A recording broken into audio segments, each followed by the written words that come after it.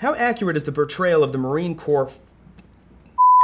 How accurate is the portrayal of the Marine Corps boot camp in Full Metal Jacket? That was a documentary. Have you ever seen someone cry at the U.S. Army basic training? I can't say the U.S. Army because I was never in the U.S. Army, but I can say in the U.S. Navy basic training, I saw a lot of kids cry. Nope, too soon. A lot of kids. Why are the U.S. Navy's and the U.S. Army Special Forces considered elite, even though their training period before joining is only a few months long compared to civilian skills like guitar that take years to learn?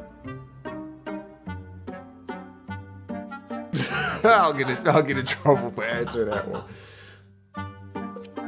In Captain America, the first Avenger, Steve Rogers is in base camp, and the drill instructor throws a dud grenade to test the reactions. Does this happen in reality?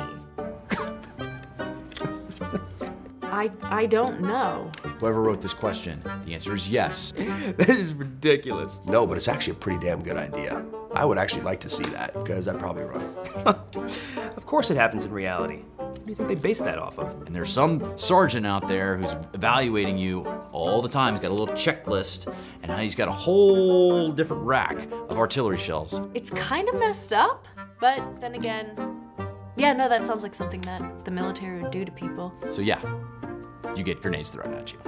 Could a Green Beret break out of a supermax prison? Yes. Green Berets can do anything. Did you ever fall in love in a war zone deployment? No, not at all. I went to Iraq, so that would have gotten really awkward. I did. No, but we're willing to learn. I did. Who would win in a fight, an MMA fighter or a Navy SEAL?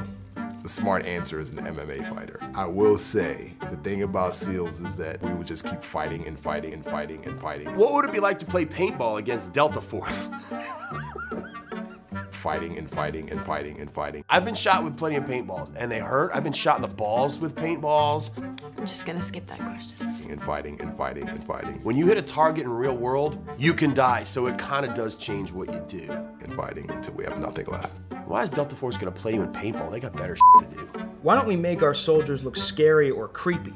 Wouldn't that be good psychological warfare? Who wrote this question? That's a good question, man. This is bullshit. Of course we look fucking creepy. That's a fucking good question.